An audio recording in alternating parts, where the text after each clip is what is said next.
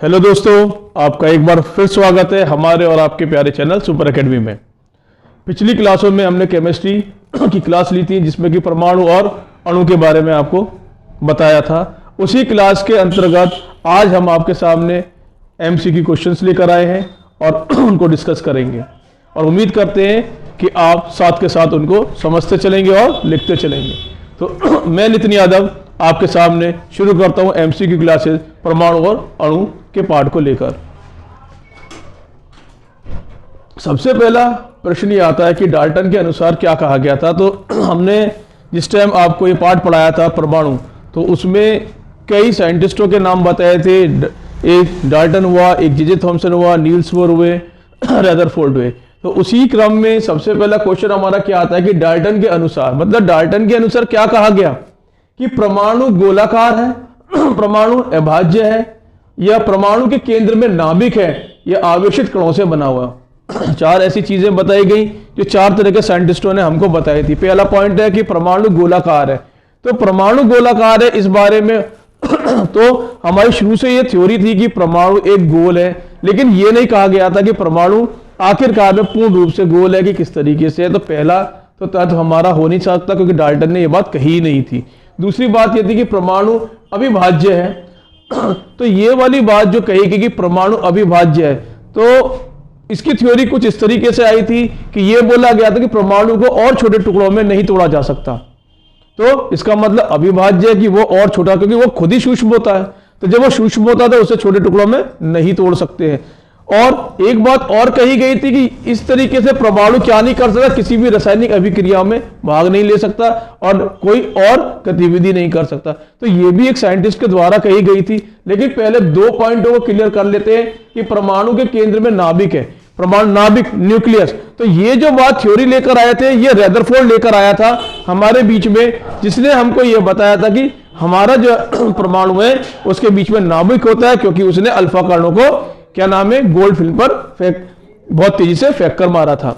उसके बाद आवेशित कणों से भी बना है। आवेशित माने जिनके ऊपर चार्जेस है, उनसे बना हुआ, इलेक्ट्रॉन प्रोटॉन या न्यूट्रॉन से बना हुआ। लेकिन डाल्टन की थ्योरी में कहीं भी इन तीनों बातों का जिक्र नहीं था, क्योंकि शुरुआत में ही परमाणु डाल्टन ने यह कह दिया था कि परमाणु क्या है, अविभाज्य है।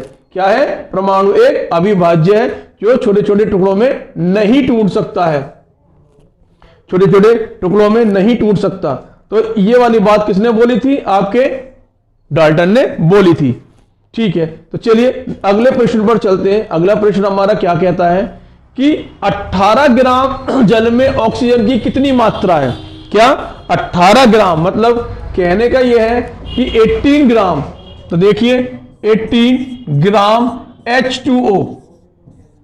H2O। अब हम ये जानते हैं कि यहां पर हमारे हाइड्रोजन के कितने अणु हैं? 2, ऑक्सीजन का 1। तो हमारे ये कितना टोटल हो गया कि 2 + 16 बराबर 18 होता है। तो हमको तो साफ पता चल रहा है कि 2 + 16 का मतलब क्या है कि हमारा कितने ग्राम होगा। तो यहां से हमको साफ पता चलता है कि इसके अंदर हमारे 2 ग्राम क्या है? हाइड्रोजन है। 2 ग्राम हाइड्रोजन है और आपके 16 ग्राम क्या हो गया? आपका ऑक्सीजन। 16 ग्राम हमारा क्या है? ऑक्सीजन। तो इसका सही विकल्प क्या होगा? 16 ग्राम।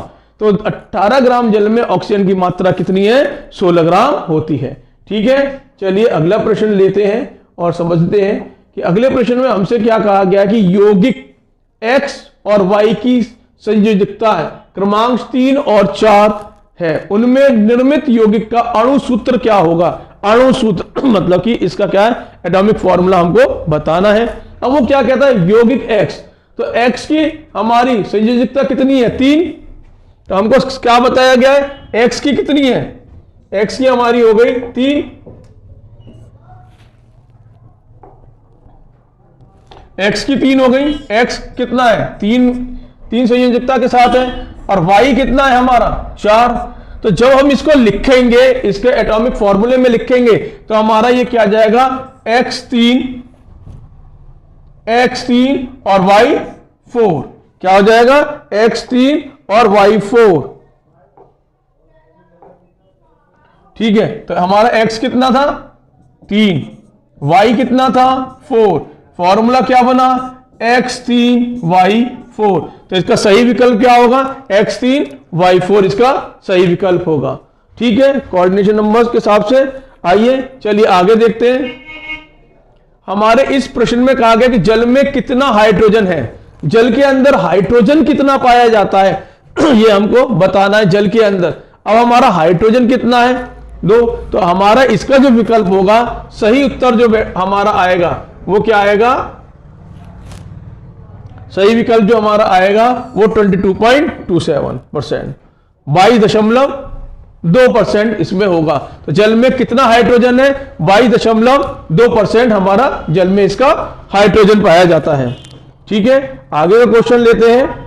जब आगे का क्वेश्चन लेंगे तो हम ये देखते हैं 1 मोल क्लोरीन गैस का द्रव्यमान है, मतलब कि एटॉमिक वेट। तो एटॉमिक वेट हमारा क्या है, अब क्लोरीन हमारा किस तरीके से लिखा जाता है, हमने लिखा Cl, हमने क्या लिखा Cl,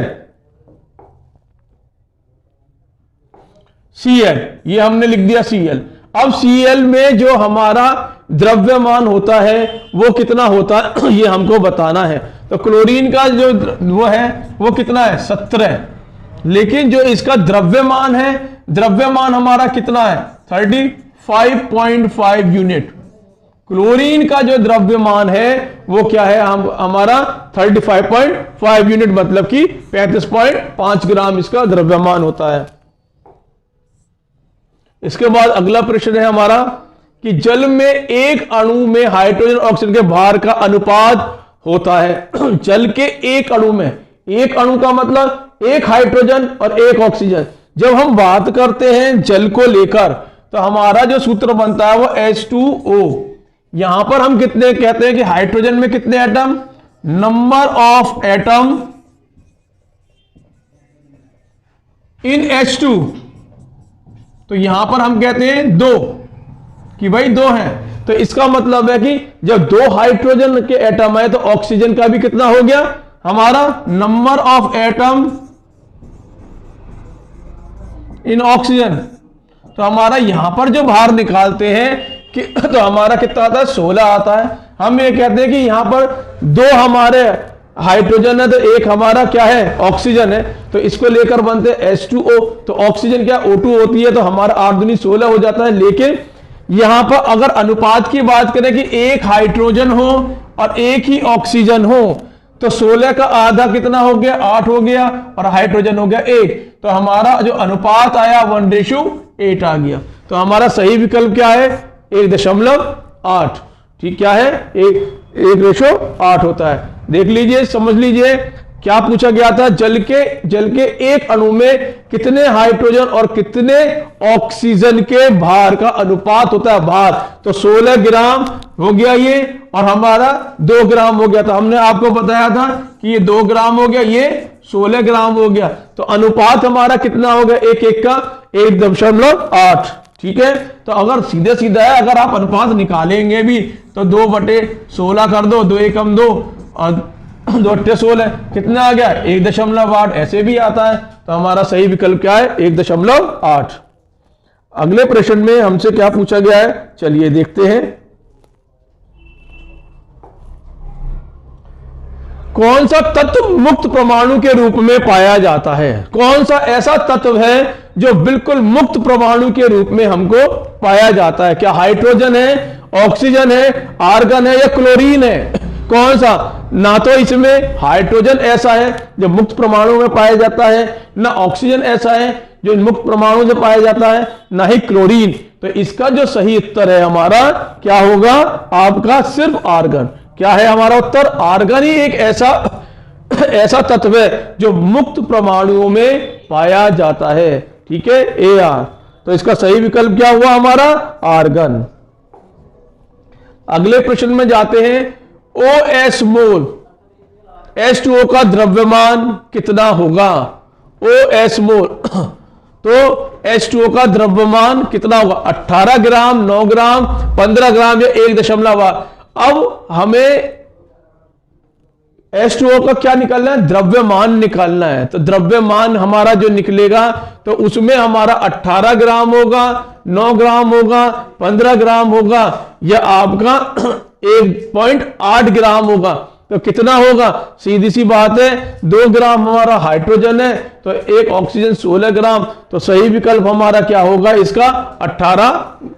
18 ग्राम। इसका सही उत्तर क्या है? हमारा 18 ग्राम इसके अंदर पाया जाएगा। ठीक है, अब देखिए H2O में अणुओं की संख्या कितनी होती है? H2O के अंदर हमारे अणु की संख्या कितनी होती है ये हमको बताना है। तो हमारे अणुओं की संख्या कितनी होगी? सोचिए और बताइए कि H2O के अंदर हमारे अणुओं की संख्या कितनी होती है? बताइए, आपने पढ़ा भी होगा। तो पहले जब हमने समझाया था तो हमारे कितने हो गए, तो इसके बारे में हमको बताना है कि कितने हो गए। 6.022 इंटू 10⁻620, कहने का मतलब हिंदी में समझेंगे 6.0222 गुणा 10 की घात 20, 6.022 गुणा 10 की घात 23, 6.022 गुणा 10 की घात 21, या 6.00022 गुणा 10 की घात 22। तो कितनी होगा? तो इसका सही विकल्प है आपका डी, आपका 6.022 गुणा 10 की घात 22 हमारा क्या होता है? H2O में अणुओं की संख्या होती है। जिस टाइम मैंने क्लास ली थी उस टाइम आपको यह बताया भी था मैंने। अब ऊपर चलते हैं। पदार्थ की सूक्ष्मतम कण को क्या कहते हैं?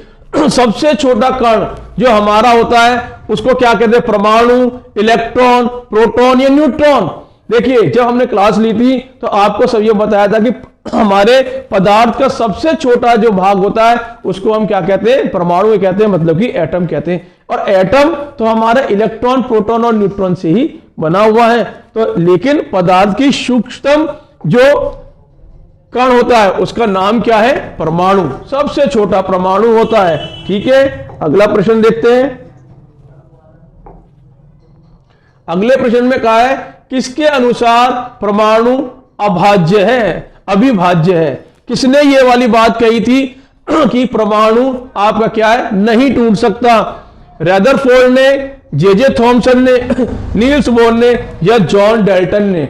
तो ये वाली जो थ्योरी लेकर आए, अभी एक बहुकल्पनिक प्रश्न हमने किया था जिसका उत्तर यही था कि जॉन, क्या नाम है? जॉन डाल्टन ही क्या है? इसी ने ये कहा था कि परमाणु क्या है? अविभाज्य होता है। ठीक है, सबसे पहले थ्योरी यही लेकर आए थे। अब हमारे दूसरी बात, एक और प्रश्न आता है, नाभिक की खोज किसने की? नाभिक की खोज किसने की थी? नाभिक माने न्यूक्लियस, मतलब कि क्वेश्चन में है कि न्यूक्लियस की खोज, न्यूक्लियस की खोज किसने की थी? तो जॉन डाल्टन ने की थी? नहीं, जॉन डाल्टन ने तो बताया ही नहीं था। रदरफोर्ड ने की थी, जे थॉमसन ने की थी, नील्स बोर ने की थी या जॉन डाल्टन ने? सबसे पहली बात तो न्यूक्लियस की खोज तो रदरफोर्ड ने की थी। कैसे की थी? जब उसने अल्फा कणों को एक सोने की फिल्म पर फेंक कर मारा या थ्रो करा या किसी भी माध्यम से उसके बहुत तेजी से फेंका, तो उसको यह भाग पता चला कि एक हिस्सा ऐसा था वहां पर जहां पर हमारे अल्फा पार्टिकल टकराकर वापस आ रहे थे या अपनी दिशा बदल लेते, तो उस भाग को क्या कहा गया? न्यूक्लियस कहा गया था। तो इसकी खोज किसने की थी? रदरफोर्ड ने की थी। अगले प्रश्न में हमसे पूछा गया है कि समभारिक के 7 परमाणु है, एक ही परमाणु क्रमांक लेकिन भिन्न द्रव्यमान संख्या हो, या समान परमाणु, मतलब कि सवाल में क्या है? समभारिक के 7 परमाणु क्या है? पहला विकल्प क्या है? एक ही परमाणु क्रमांक लेकिन भिन्न द्रव्यमान संख्या हो। समान परमाणु द्रव्यमान संख्या हो, समान द्रव्यमान संख्या लेकिन भिन्न परमाणु क्रमांक होते हैं। तो जिस वक्त हमने आपको पढ़ाया था उस टाइम आपको ये भी कंडीशंस बताई थी कि ये क्या होते हैं। तो पहले प्रश्न में हमारे क्या है? तो क्या है? समभारिक क्या होते हैं?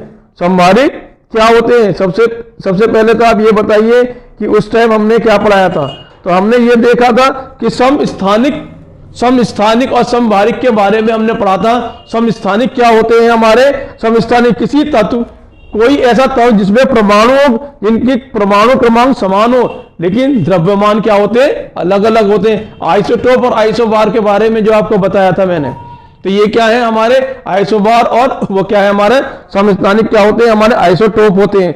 लेकिन समभारिक क्या होते हैं, वे नाभिक जिनकी द्रव्यमान संख्या समान होती है। क्या होती है, जिनकी द्रव्यमान संख्या समान होते हैं लेकिन परमाणु क्रमांक क्या होते हैं, अलग होते हैं। तो ऐसो को हम क्या कहते हैं, आइसोबार्स कहते हैं, और हिंदी में क्या कहते हैं, समभारिक। तो क्या है समभारिक, क्या है समान द्रव्यमान वाले लेकिन परमाणु क्रमांक उनके क्या होते हैं, अलग अलग होते हैं। तो इसका जो उत्तर होगा क्या होगा, समान द्रव्यमान वाली संख्या लेकिन भिन्न परमाणु क्रमांक। अगले प्रश्न पर चलते हैं। अगला प्रश्न कहता है कि एक तत्व में अणु की उपस्थित परमाणु की संख्या कहलाती है। क्या कहलाती है, एक तत्व में अणु की उपस्थित परमाणु संख्या। देखिए क्या है, अणु के उपस्थित संख्या क्या है हमारी, क्या कहलाती है ये, परमाणु क्रमांक, आणविक द्रव्यमान या परमाणुकता या परमाणु द्रव्यमान। क्या होती है, एक ही तत्व में अणुओं की उपस्थित संख्या हमारी क्या कहलाती है, परमाणुकता। क्या कहलाती है, परमाणुकता कहलाती है। ठीक है, चलिए अगले प्रश्न पर देखते हैं। बहुत आसान क्वेश्चन है, देखते चलिए। वर्षों के दौरान परमाणु मॉडल में सुधार किया गया। निम्नलिखित परमाणु मॉडल को उनके कालोनिक क्रम में व्यवस्थित कीजिए। रदरफोर्ड का परमाणु मॉडल, थॉमसन का परमाणु मॉडल या बोर का परमाणु मॉडल। इनको हमें क्रम में लगाना है। सबसे पहले किसका आया, तो सबसे पहले हमारा कौन सा आया, रदरफोर्ड का आया था, थॉमसन का आया था। तो सबसे पहले थॉमसन का परमाणु मॉडल आया, फिर रदरफोर्ड का आया, फिर बोर का आया। तो हमारा क्रमांक कौन सा आ गया, पहले बी, फिर ए, फिर सी। तो सबसे पहले हमें जो थ्योरी दी जिसने, वो थॉमसन थे, उसके बाद रदरफोर्ड, और रदरफोर्ड के बाद नील्स बोर ने हमको ये थ्योरी दी। तो वर्षों में तक इनमें जो सुधार आए वो इसी क्रम में आए कि सबसे पहले जे थॉमसन अपनी लेकर आए, फिर रदरफोर्ड, और फिर आपके क्या हो गया, नील्स बोर की थ्योरी आई। ठीक है, चलिए आगे चलते हैं। रदरफोर्ड का अल्फा कण प्रकीर्णन प्रयोग किसकी खोज के लिए उत्तरदायी था, परमाणु नाभिक, इलेक्ट्रॉन, प्रोटॉन या न्यूट्रॉन। तो ये तो आप जानते हैं कि रदरफोर्ड का जो हमारा मॉडल था वो सिर्फ और सिर्फ हमको किस बात की खोज दिला रहा था, नाभिक की, कि न्यूक्लियस की खोज की गई थी। तो उस टाइम तो इसमें हमारा जो उत्तर होगा वो क्या होगा, परमाणु नाभिक। परमाणु नाभिक की खोज उन्होंने की थी, तो इसका विकल्प क्या है, परमाणु नाभिक। इसके बाद जो प्रश्न आता है उसमें हमारे से क्या पूछा गया है कि एक परमाणु की द्रव्यमान संख्या एक परमाणु की द्रव्यमान संख्या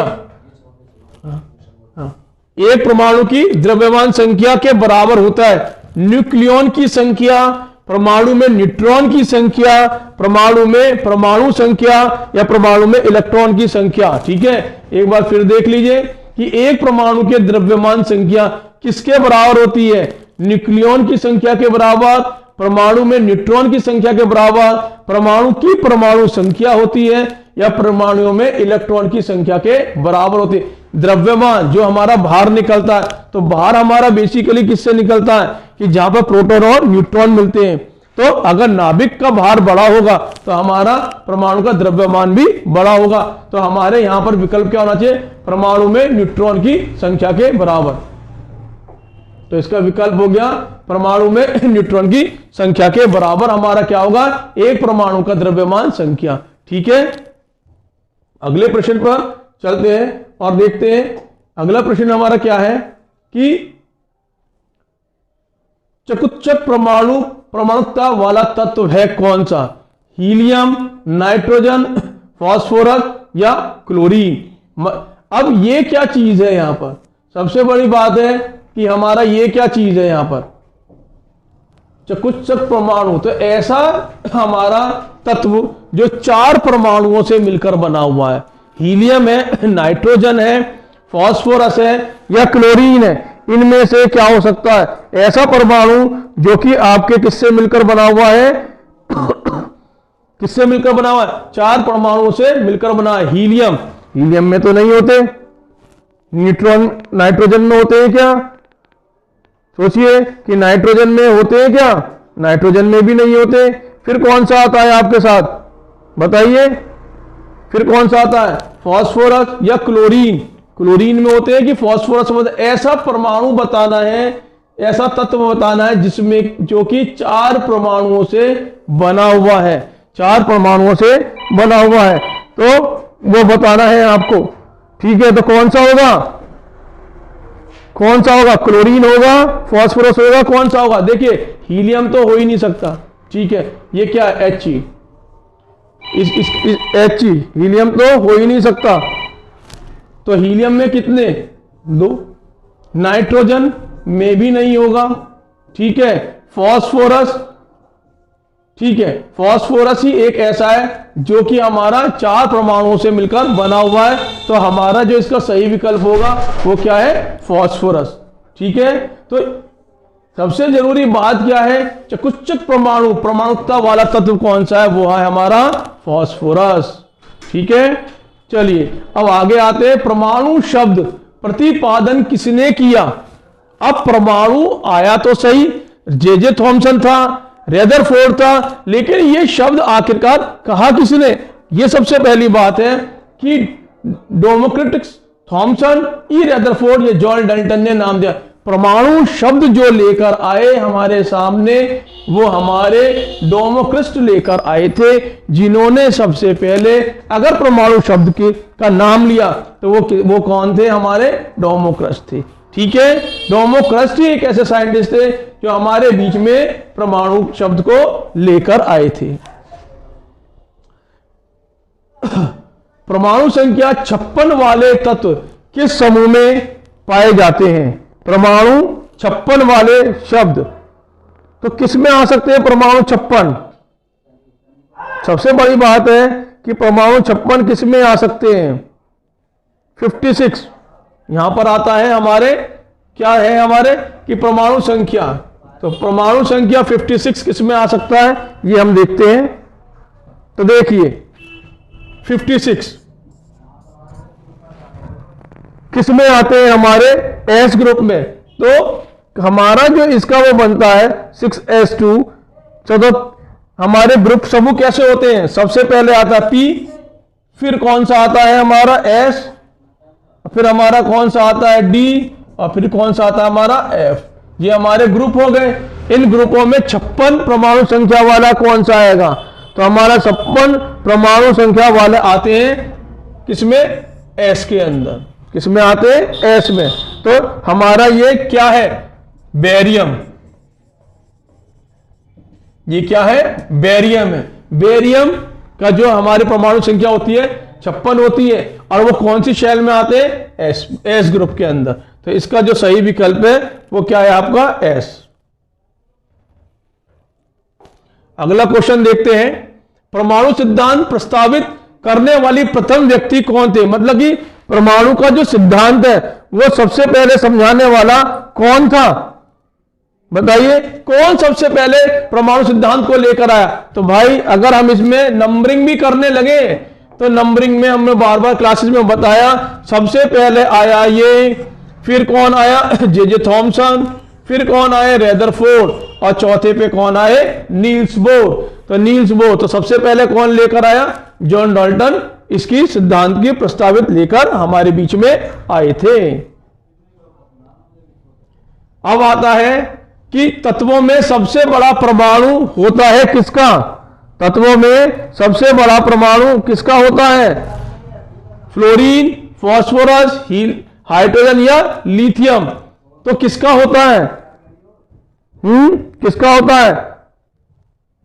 तो इसलिए लिथियम क्या है हमारे? सबसे बड़ा। हमारे पास जो वो होगा सबसे बड़ा परमाणु किसके पास होगा?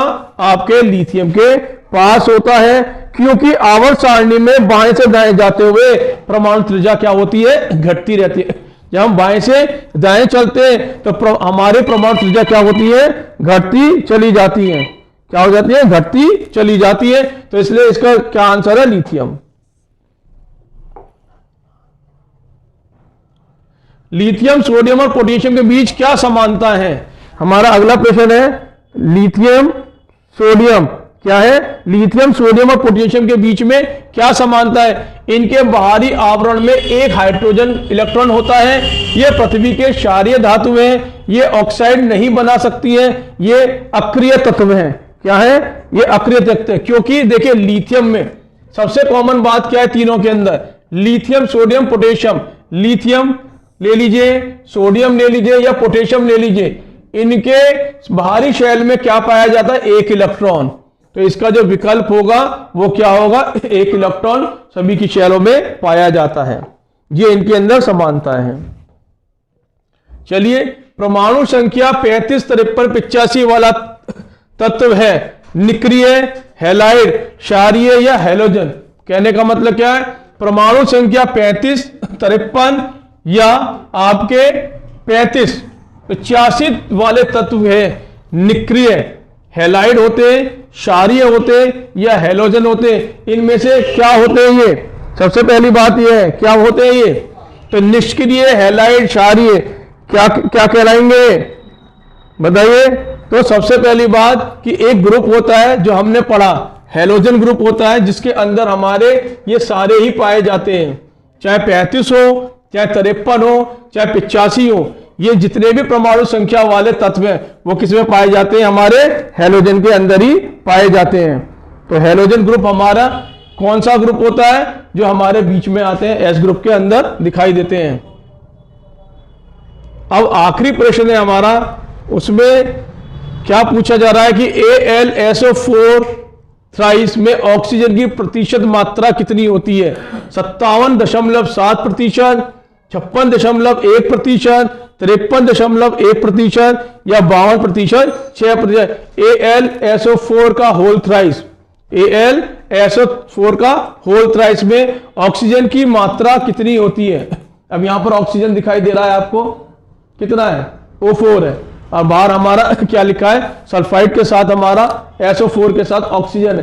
तो यहां पर ये पूरे तत्व के अंदर हमारे ऑक्सीजन की प्रतिशत कितनी होगी, 57.7, 56.1, 53.1 या 52.6। तो इसकी जो प्रतिशत होती है वो होती है 57.7%। AlSO4 का होल थ्राइस जो हमारा।